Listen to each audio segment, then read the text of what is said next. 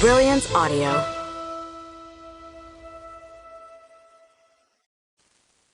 Lonely Hearts by Lisa Gray.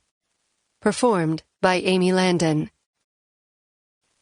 It was Friday night at Mike's Tavern, and the lighting was low and the hemlines were high. Most of the patrons looked like they were on a date, or trying to hook up with someone for the evening.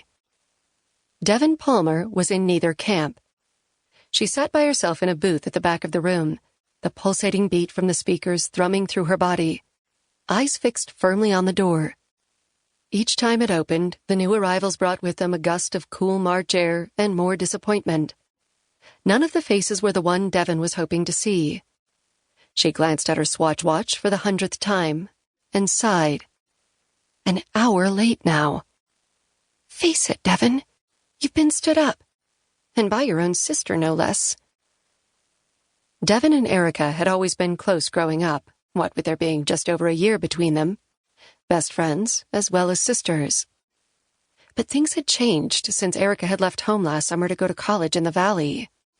Tonight was supposed to be a chance for them to catch up and reconnect over a couple of drinks. They'd agreed to meet at Mike's as it was nearby the Los Angeles Valley College's main campus, and Erica had a study date after class. She would head to the bar straight from the library as soon as she was free.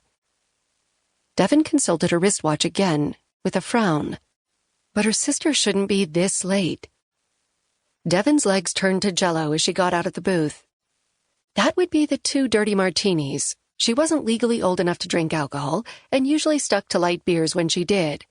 But this was the Valley, not Newbury Park, and all the other women were drinking cocktails. Thankfully, the waitress had barely glanced at Devon, let alone requested to see her fake ID. Hadn't busted her for being underage. She pushed past the sweaty bodies on the busy dance floor and made her way to the payphone situated next to the restrooms, pulled a crumpled piece of paper from her purse with the address and phone number of the small apartment Erica shared with her roommates, Cindy and Debbie, slid some quarters into the slot and punched in the digits. Hello? The voice on the other end of the line didn't belong to Erica. Devon didn't know if it was Cindy or Debbie. She stuck a finger in her ear to block out Whitney Houston. Can I speak to Erica, please? It's Devon. Who? She had to shout over the thumping beat of the music. Devon! Her sister? Right, sure. Erica isn't home right now, Devon. She's on a date. Yeah, she's supposed to be meeting me at Mike's. She hasn't shown up yet? No, I mean a date, with Todd. He picked her up earlier. Heat rushed to Devon's cheeks that had nothing to do with the 2 cocktails. Tears pricked at her eyes, threatening to ruin the makeup she'd spent a half-hour applying. Had Erica forgotten they were meeting tonight? Or had she deliberately blown her off after receiving a better offer?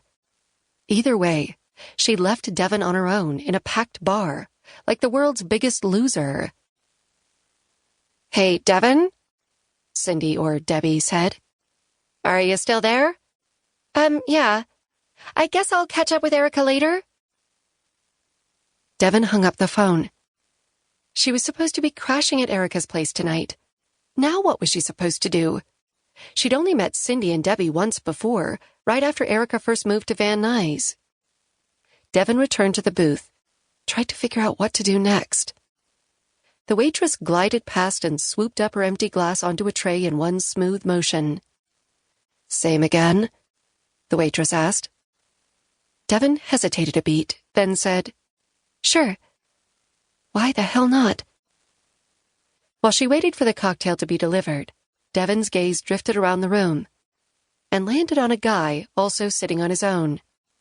He was almost movie star handsome, mid-20s, maybe a shade younger, drinking a beer and so relaxed he could be sitting on his sofa at home.